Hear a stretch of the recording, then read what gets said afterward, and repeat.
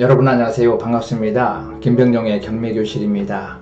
장마가 지금 시작이 돼서 남부지방에는 많은 장마 피해가 일어나고 있다고 합니다. 중부는 아직은 소강 상태인데 날씨가 많이 무덥습니다. 건강에 모두들 유의를 해야 될 것 같습니다. 자, 오늘 준비한 영상은 서울특별시 마포구 서교동에 위치하고 있는 GS건설에서 건축한 아파트로 다소 권리상의 하자가 있어 보여서 주의가 요구되는 경매 물건으로서 여러분들과 함께 공유 차원에서 이 영상을 준비했습니다.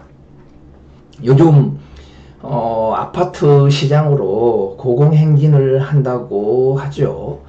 마땅한 투자처가 없어서 그런지 투자자들이 그래도 아파트가 최고의 투자처로 이렇게 보고 있는 것 같습니다. 그것이 바로 수요와 공급에 대한 불균형으로 기대 심리가 반영되지 않았나라는 생각을 해보게 됩니다.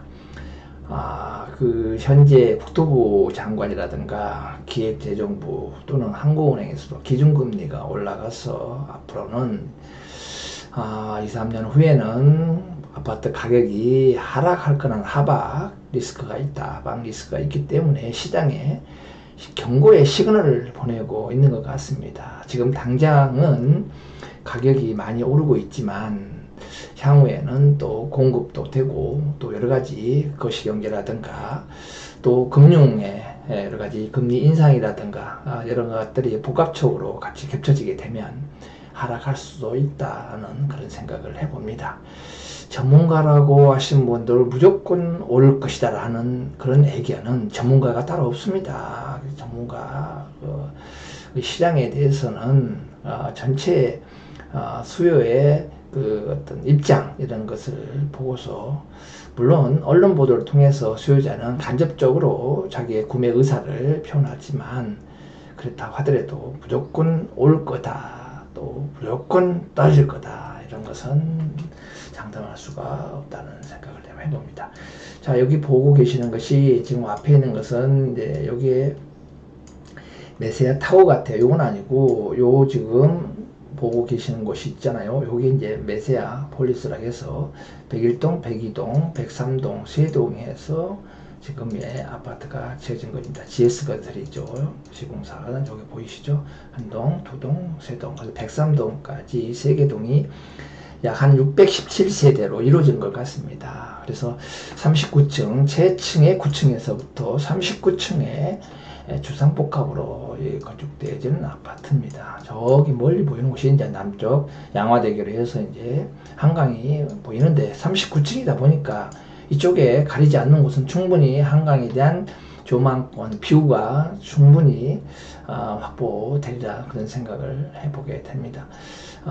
이 해당 물건이 바로 오늘 나와 있는 경매 대상 물건입니다. 그런데 이 물건에 어떤 하자에 문제가 있어서 이 부분을 막연하게 그냥 권리상의 이렇게 기본 관계를 확인하지 않고 입찰에 들어가시면은 경매 처음 입문하신 분, 초보자, 남한테 대충 말소기준 권리 임차 예차에 대항력 있냐 없냐만 가지고 따지고 접근하셔서는 아주 위험할 수가 있다는 생각을 하면서 여러분들하고 같이 공유하고자 해서 오늘 영상을 준비했다는 사실입니다.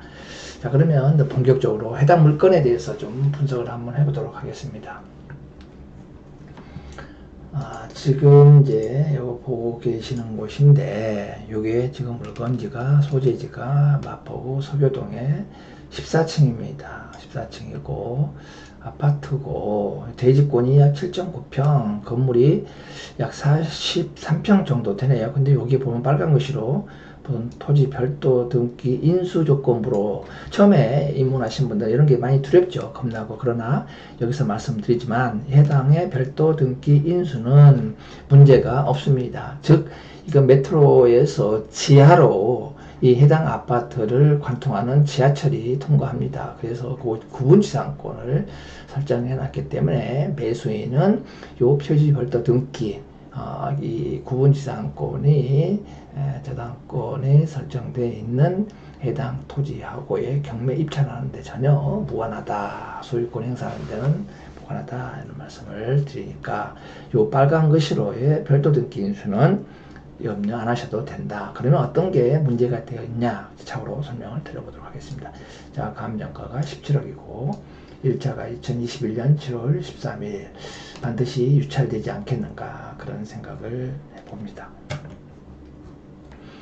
그 다음에 매각에 대한 물건 현황을 좀 보시면 지금 물건은 건물은요 39층에 14층이죠. 사용 승인은 2012년 6월 29일 전용 면적이 42.97평입니다. 여기 보시면 대지권이 나와 있죠. 대지권인데 토지 별도 등기 있다. 매수인이 인수조건부로 매각한다는 특별 매각 조건부가 되어 있는데 이거는 신경 안 써도 된다. 구분지상권이 지하로 설정되어 있기 때문에 이런 표현을 한 거기 때문에 전혀 문제가 되지 않는다는 말씀을 드려봅니다. 그 다음에 임차인 현황을 한번 보실까요?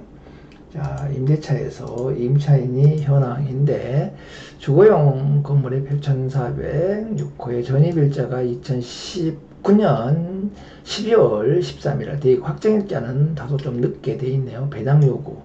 요 배당 요구 종결 이내에 해야 됩니다. 이후에 만약 대항력이 있는 임차인이 배당 요구를 했다 하더라도 확정일자 뭐 배당받은 사람은 요 기간 내에 해야 법에서 보장을 해주는 것이 이후에 했다는 것은 이거는 배당 요구 처리한 거나 안 한 거나 마찬가지입니다. 지금 보니까 차임 보증금 6억 3천만 원에 올 차임이 190만 원으로 되어 있습니다. 대항력은 없다 이렇게 나와 있는데 자 요거는 이제 보시면은 등기부상에 한번 보시도록 하겠습니다. 등기부상에 등기부 현황을 보시면은 요 말소 기준 권리가 2019년 12월 12일로 건저당이 되어 있죠. 삼성생명보험에서 건저당이 이렇게 되어 있는데 보시다시피 여기에 건저당은 여기에 전입일자죠. 전입일자. 이렇게 보시면 임차인의 전입일자보다 지금 여기에 선순위 건저당권자가 빠르죠. 12일날. 그래서 대항력이 없다. 이렇게 표시를 한 겁니다. 자, 이 부분에 대해서는 뭐 염려 안 해도 될 것 같죠. 그러면 뭐가 문제냐? 너 빨리 말해라. 이렇게 또 하시고, 재촉하시고 있는데, 그렇습니다. 자, 여기서 지금 이제 문제가 되는 것입니다. 고려해야 할 사항이 뭐냐 하면은, 여기 보시면은, 자, 1순위로 건저당이 되어 있습니다. 여기는 경매신청권자는 아니에요. 그런데 또 2순위로 보니까 8% 대부업체에서 또 건저당을 했고, 또 3순위로 OK전축에서 했고요. 그 다음에 가압류, 중소기업에서 가압류했는데, 문제는 이렇습니다. 여기 지금 경매신청권자는 누구냐면은, 여기 2순위 8% 대부업체가 청구금액 4억 2천을 가지고 여기에 자 2순위입니다. 2순위 이 건저당권자가 경매를 신청했는데 태클을 걸었습니다. 누가? 여기에 건저당을 가처분을 해놨죠. 중소기업이. 이유가 뭡니까? 그렇죠. 사회행위라는 것에서 남을 속여서 그 채권자를 해할 목적으로 하는 게 사회행위인데 이걸 취소해달라는 목적으로 건저당 설정 등기를 말소 등기 청구권을 서울지방법원에다가 신청했는데 이것이 뭐냐면 2020 가합 506615가 바로 가처분입니다. 처분금지 가처분이 인용됐다는 것이 결정돼서 또 여기다 보니까 또 OK저축은행에서도 태클을 걸었네요. 중소기업은행에서 이것도 사회행위다. 채권자를 해야 할 목적으로 하는 이거는 가짜다. 이렇게 지금 얘기한 것 같습니다. 여기 있는 두 개는 여기가 아니죠. 여기 아니고 자 여기죠. 건저당 두 개 8%하고 OK저축은행이 그 나중에 있는 가압류권자인 이 중소기업은행에서 태클을 걸었다. 이걸 말소해라. 이는 사행이다. 채권자를 해할 목적으로 해서 요거 설치한 거다. 등기 자체가 원인이 무효다. 등기 자체가 원인이 무효니까 건저당을 말소하게 되면 어떻게 됩니까? 그 경매 절차 기초가 되는 여기에 건저당권이 말소가 되면 원인 없는 등기가 무효가 돼서 경매 절차가 무효. 또 이로 인해서 낙찰을 받은 낙찰자도 소유권을 취득하지 못하는 우려가 있습니다. 그래서 오늘 여러분하고 같이 함께 살펴보는 것이 바로 이것입니다. 이게 지금 이 앞에 있는 건재당권자가 경매 신청권자죠. 임의경매 담보권 실행에 의해서 경매가 진행 중인데, 여기 있는 가압류 중소기업은행에서 여기 건재당이 경매 신청 건재당권이 온인무효다. 이게 건재당 확장 등기를 말소하게 되면 등기 원인 자체가 없어지는 거죠. 등기 원인 자체가 없기 때문에 이걸 경매 신청했다는 것은 경매 기초 자체가 원인무효로 인해서 경매 절차가 무효가 되고, 그로 인해서 바로 결과인 소유권 낙찰받는 것도 소유권을 취득할 수 없다. 소유권을 상실한다. 그런 내용입니다. 그래서 여러분들하고 오늘 살펴본 내용은 이 내용입니다. 보기 주없다 하더라도 무작정 아무 이유 없이 또 보는 것은, 여러분들은 그냥 요게 말소 기준 권리 보고 임대차에서 임차인의 대항력만 보고서 입찰을 하는 경우가 거의 부직이 있습니다. 사실 또 그렇고 해당 물건처럼 또 특별한 경우가 아니고, 정상적인 경매 절차에 진행해서 제3자 가처분 해놓고 소유권 이전 등기의 후순위 가처분은 소유권에 다툼이 있는 경우에는 다시 원상회복에 될 우려가 있기 때문에 이 부분에 대해서 좀 자세하게 확인한 후에 입찰을 하시는 것이 시인상에 이롭다는 말씀을 드려봅니다. 무작정 입지 좋다, 로얄층이다, 또 학군 좋다, 이런 막연한 어떤 생각을 가지고서 입찰을 하기보다 좀 더 공부를 철저히 해서 피 같은 내 돈 이게 날리는 일이 없도록 하셔야 되겠죠. 물론 이로 인해서 소유권을 상실했다 하더라도 찾을 수는 있습니다. 일부 채무자를 상대로 해서 내가 그 원인 없는 이유로 해서 내가 이 경매 절차가 진행이 돼서 또 이로 인해서 나는 소유권을 취득 못했죠. 그러면 뭔가 이제 부당이득에 해당이 되겠죠. 근데 부당이득 반환 청구를 소송해서 채무자한테 해야 되겠죠.